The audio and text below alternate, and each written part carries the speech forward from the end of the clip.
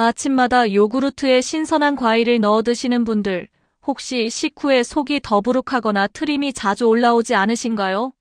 명치 부근이 답답하고 가끔 신물이 올라오는 느낌, 배에서 꾸르륵 소리가 나면서 가스가 차는 증상, 심하면 헛구역질까지 느끼셨다면 오늘 제 이야기를 꼭 들어보셔야 합니다.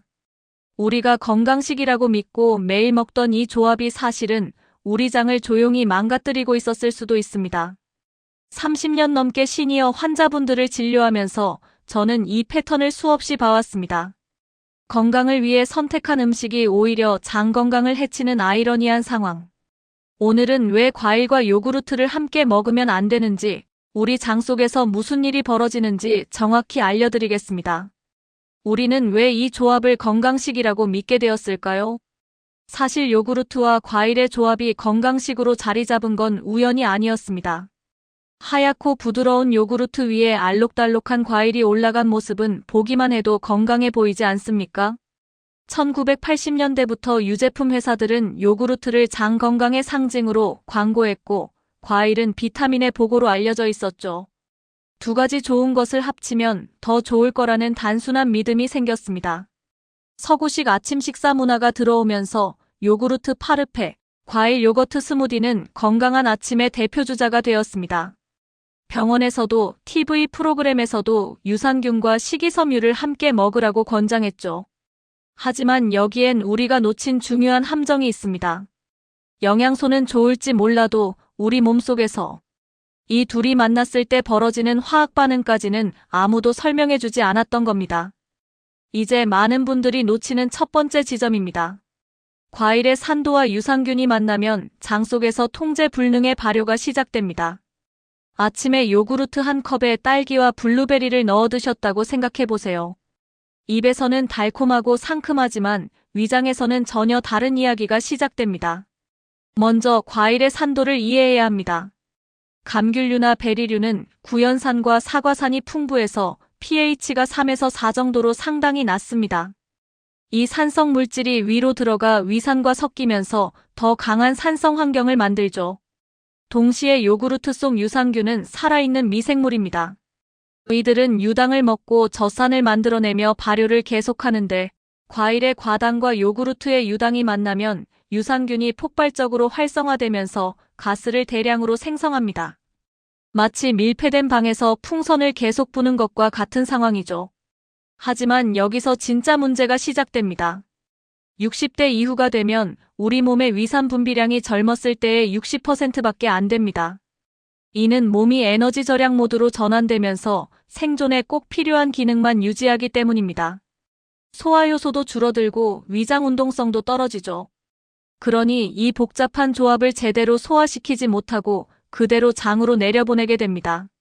제 환자분 중 한 분은 매일 아침 요거트에 키위를 넣어 드시다가 3개월 동안 속쓰림과 트림으로 고생하셨습니다. 검사를 해봐도 위염이나 역류성 식도염은 없었죠. 단지 식습관을 바꿨을 뿐인데 2주 만에 증상이 사라졌습니다. 제가 드린 조언은 단 하나였습니다. 산도 높은 과일은 요구르트와 최소 1시간 이상 간격을 두고 따로 드세요. 문제는 장으로 내려가면서 더욱 커집니다. 발효된 음식물이 위에서 장으로 넘어가면 역류가 시작됩니다. 위에서 제대로 분해되지 못한 음식물이 장으로 내려가면 진짜 문제가 시작됩니다. 소장에서는 이 발효된 덩어리가 더 많은 가스를 만들어냅니다. 수소가스, 메탄가스, 이산화탄소가 장벽을 팽창시키면서 복부 팽만감을 일으키죠.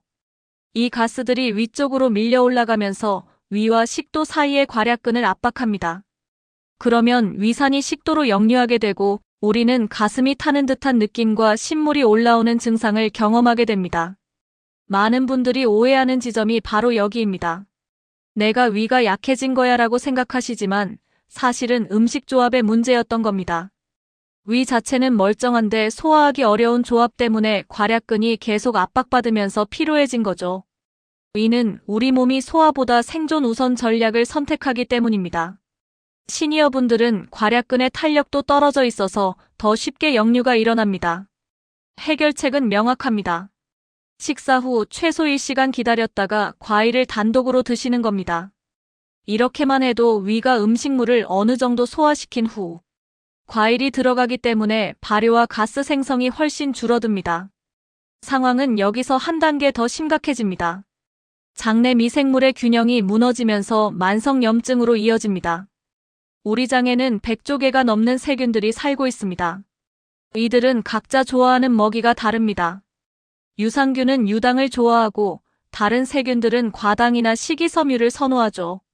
그런데 요구르트의 유당과 과일의 과당이 동시에 들어오면 어떻게 될까요? 마치 평화롭던 마을에 갑자기 축제가 열리면서 모든 주민이 한꺼번에 거리로 쏟아져 나오는 것과 같습니다. 유산균은 엄청난 속도로 증식하면서 젖산과 가스를 쏟아냅니다. 다른 세균들도 과당을 분해하며 가스를 만들어내죠. 이 과정에서 단쇄지방산이라는 물질이 과도하게 생성되면서 장벽을 자극합니다. 그 결과가 바로 복통, 설사 또는 반대로 변비입니다. 더 심각한 건 이런 상태가 반복되면 장내 세균총의 균형 자체가 무너진다는 겁니다. 좋은 균과 나쁜 균의 비율이 깨지고 장벽 기능이 약해지면서 염증 물질이 혈액으로 흘러들어갑니다. 나이가 들수록 장벽이 얇아지고 면역세포의 반응 속도가 느려지기 때문에 이런 영향을 더 크게 받습니다. 제가 드리는 조언은 이겁니다. 과일은 식사와 완전히 분리해 간식으로만 드세요. 아침 공복이나 식사 사이에 과일만 따로 먹으면 장내 세균들이 차례차례 일을 처리할 수 있습니다. 그렇다면 모든 조합이 다 위험할까요? 과일과 요구르트의 종류에 따라 반응은 완전히 달라집니다. 바나나는 산도가 낮고 펙틴이 풍부해서 위벽을 보호하는 효과가 있습니다. 이런 과일은 플레인 요거트와 함께 먹어도 비교적 안전합니다. 반면 파인애플이나 키위처럼 단백질 분해 효소가 강한 과일은 요구르트의 단백질을 너무 빨리 분해해서 소화 부담을 가중시킵니다.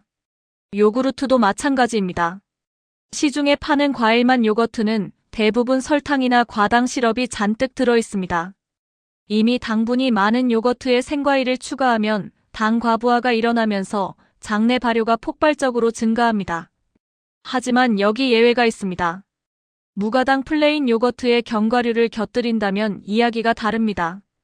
견과류의 지방과 단백질이 소화 속도를 늦춰주고 과도한 발효를 막아주죠. 핵심은 이겁니다. 과일 요거트가 무조건 나쁜 게 아니라 특정 조건에서만 장을 공격한다는 겁니다. 가장 안전한 선택 하나만 기억하세요. 무가당 플레인 요거트에 견과류를 넣고 과일은 따로 간식으로 드시는 겁니다. 이제 가장 중요한 질문입니다. 이미 망가진 장을 어떻게 회복할 수 있을까요? 장내 미생물에게 안정을 되찾아주는 것이 핵심입니다. 식사 간격을 최소 4시간 이상 벌려서 장이 한 가지 일을 끝내고 다음 일을 시작할 수 있도록 해주세요. 과일을 먹고 싶다면 오전 10시나 오후 3시처럼 식사 사이 공복 시간을 활용하세요. 이때 과일만 단독으로 먹으면 소화가 빠르게 진행되고 장에 부담을 주지 않습니다. 요구르트는 저녁 식사 후 2시간 뒤에 드시는 게 좋습니다. 이때쯤이면 위에 있던 음식물이 어느 정도 소화되어 장으로 내려간 상태라 유산균이 제 역할을 할 수 있습니다. 60대 이후에는 위산과 소화 효소가 부족하기 때문에 복잡한 조합보다는 단순한 식사가 훨씬 낫습니다. 이는 우리 몸이 에너지를 아껴 쓰면서 꼭 필요한 것만 처리하는 전략으로 바뀌기 때문입니다. 한 번에 여러 가지를 섞지 말고 하나하나 따로 먹으면서 내 몸의 반응을 관찰해 보세요. 실천 가능한 가장 현실적인 방법은 단 하나입니다.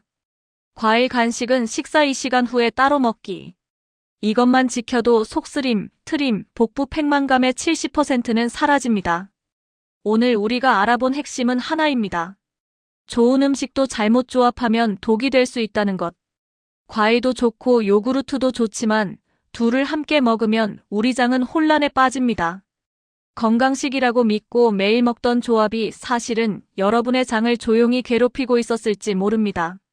하지만 이제 아셨으니 바꾸실 수 있습니다. 다음 영상에서는 시니어분들이 꼭 알아야 할 또 다른 음식 조합의 비밀을 알려드리겠습니다. 건강은 작은 습관에서 시작됩니다. 오늘부터 과일과 요구르트 따로 드세요. 여러분의 건강한 날들을 응원합니다. 감사합니다.